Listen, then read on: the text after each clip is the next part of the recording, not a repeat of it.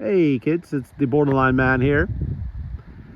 The channel hasn't been updated for a while again. It's the same story as before. I don't really have the motivation anymore. Uh, Life here is as has been quite uneventful. And yeah, by the way, this is the fourth time I'm recording this video. My phone keeps crashing while I record. I don't know why. Annoying. So, what did I talk about? Yeah. Running a channel on mental health is a struggle.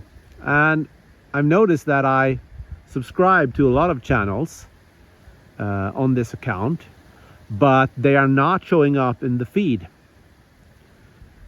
So I can say for certain that YouTube is working against channels like this.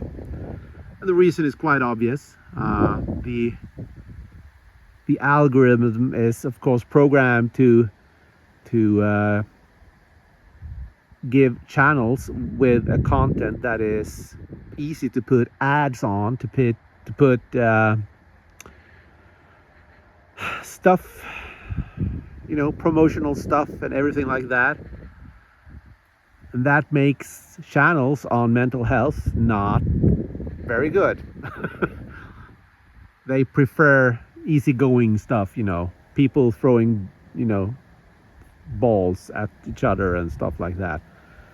Stuff that can easily attract an advertiser. This will never do this. This channel, these types of channels, these channels. So it's not about the quality of the content.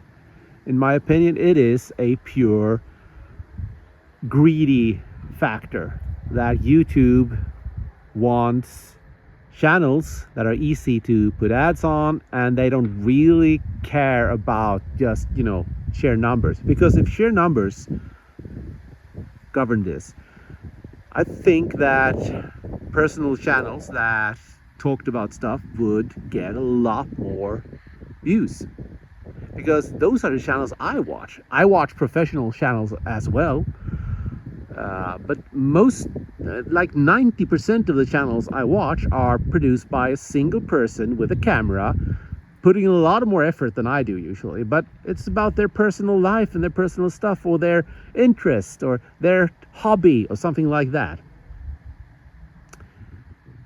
And they have a lot less controversial topics than I do. That's the thing.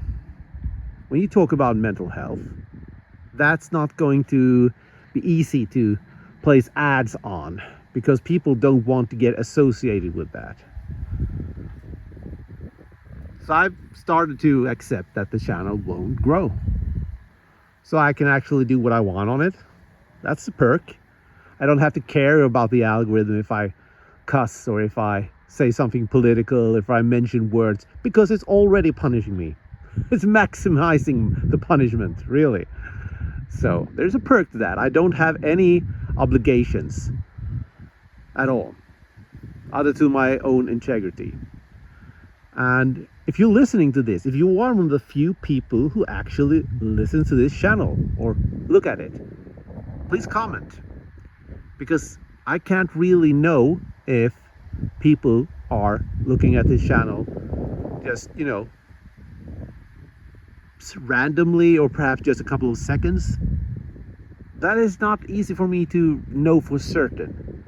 There's a lot of bots, and there's a lot of strange traffic and so on. So please comment, let me know, and let me know your opinions on your experience on channels, because I for certain don't get enough of the channels I actually subscribe to into my feed. I get a lot of other content from companies or institutions and stuff like that, with some professor talking about it and stuff like that. I mean, interesting, don't get me wrong, but I'm subscribing to channels made by persons, and they are not showing up in my feed. This can't be a random thing. It must be intentional. And yeah, well, fuck YouTube, I guess, because they don't care about their content creators for sure.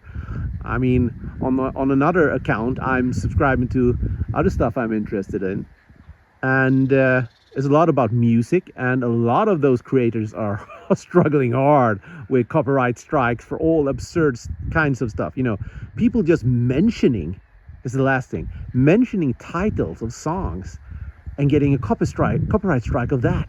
No music played. And forget about picking up a guitar and trying to play a tune. You will get an instant copyright strike now.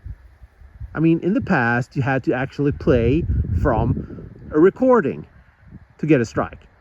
Not anymore.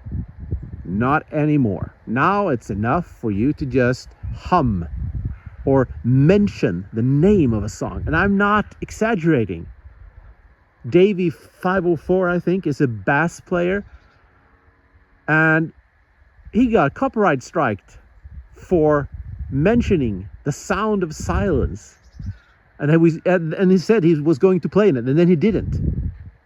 That's hilarious and incredibly sad. And that's the state of this platform. It is not on the creator's side. It is in their own investors, on their investors' sides only. The shareholders that care about the easy, fast profit and not having to do any,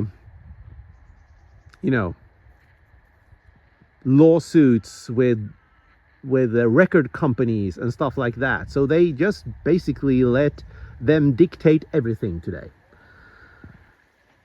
Now, when you do stuff like I do, there isn't a big company of copyright strikes that you have to fight. It's not like that at all. It's more about the fact that you're not profitable, you're not advertisable, you're not there's no way for YouTube to make money on this.